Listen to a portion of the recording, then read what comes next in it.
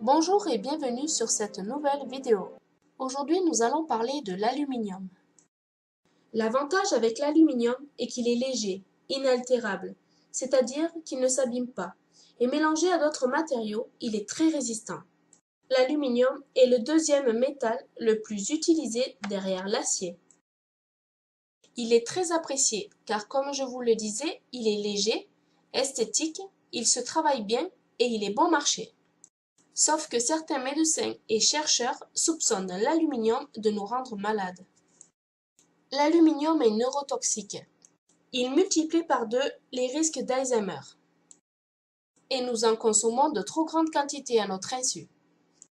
L'aluminium provient de la bauxite. C'est un minerai rouge importé d'Afrique.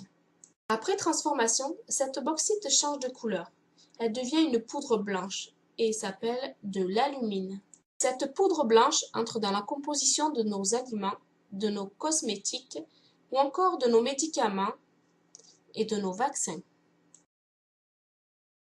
Par petites doses, nous en buvons et nous en mangeons. Le souci est que peu à peu, elle nous intoxique.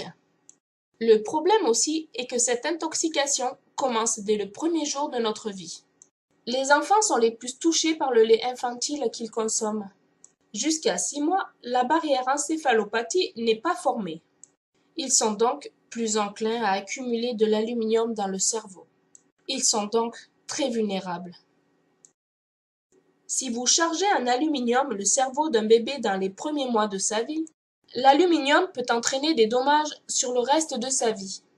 L'aluminium coûterait trop cher de l'enlever du processus.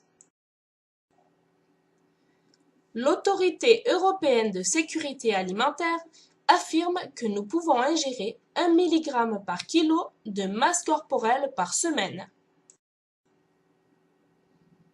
Donc, une personne qui pèse 50 kg peut avaler 50 mg de dose d'aluminium par semaine.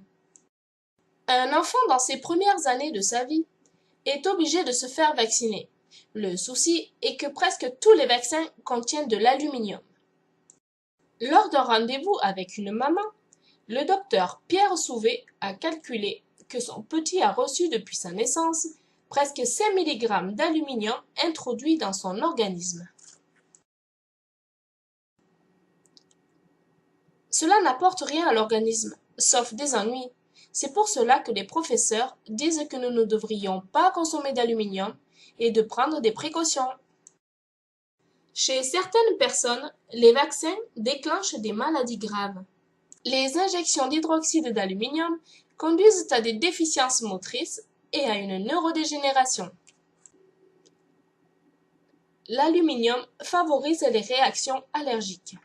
L'aluminium n'est pas seulement présent dans les vaccins, mais il est aussi présent dans les médicaments, comme par exemple certains médicaments contre les brûlures d'estomac. On soupçonne l'aluminium de jouer un rôle dans l'apparition de la maladie d'Alzheimer. En temps normal, ce sont les reins qui filtrent les quantités d'aluminium qui rentrent en petite quantité dans l'organisme. Mais chez d'autres personnes, ça peut causer de vrais problèmes. Christopher Exley a découvert que l'acide de l'eau de pluie libère de l'aluminium présent dans les sols et que des doses infimes suffisent à tuer des poissons. L'aluminium est présent dans l'écorce terrestre, comme les plantes. On le trouve dans certains végétaux, en particulier dans le thé, les plantes aromatiques, mais ce n'est pas tout. Les herbivores mangent des plantes qui contiennent de l'aluminium, et ces herbivores finissent en steak dans nos assiettes. Nous avons également de l'aluminium dans le pain de mie, les produits cosmétiques, dans les cigarettes, et comme je vous le disais plus haut, dans certains laits infantiles.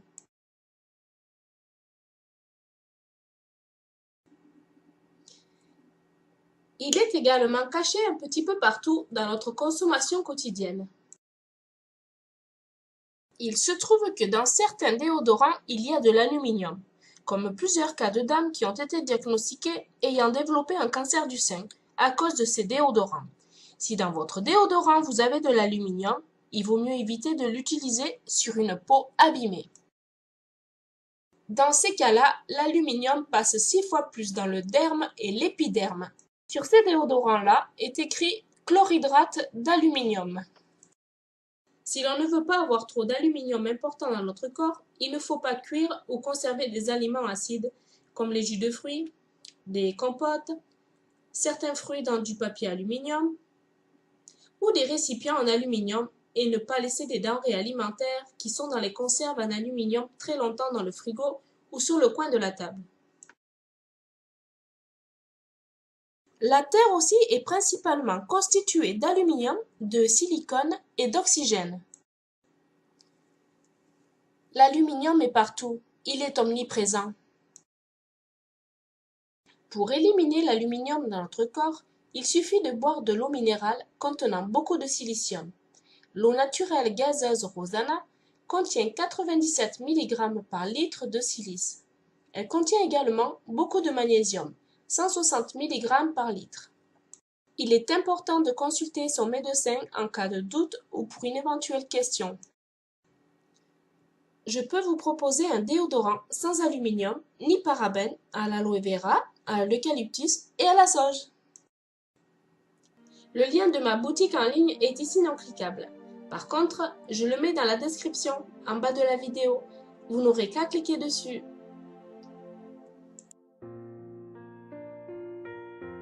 Je vous remercie de me suivre et vous invite à vous abonner à ma chaîne.